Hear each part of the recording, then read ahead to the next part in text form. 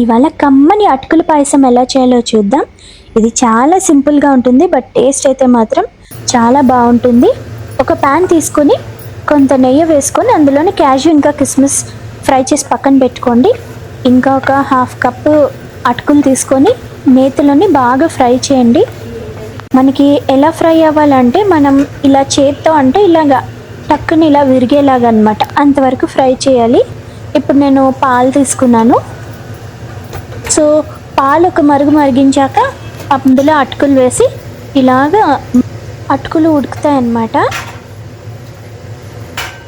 So మనకి అటుకులు బాగా ఉడికిపోయాయి అని తెలియగానే ఇంకా మీరు నెక్స్ట్ కొంచెం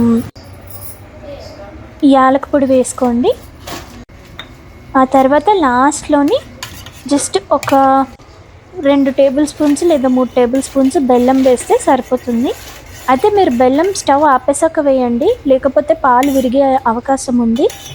సో స్టవ్ ఆఫ్ చేశాకే బెల్లం కలుపుకుంటే ఇదిగోండి కమ్మటి పాయసం రెడీ.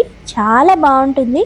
సింపుల్గా ఉంది అని అనుకుంటాం, కానీ కొన్నిసార్లు ఇలాంటి సింపుల్ రెసిపీస్ చాలా టేస్టీగా ఉంటాయి. మీరు నైవేద్యంగా చేసుకోవచ్చు, సరదాగా కూడా చేసుకోవచ్చు తినడానికి. Okay, bye.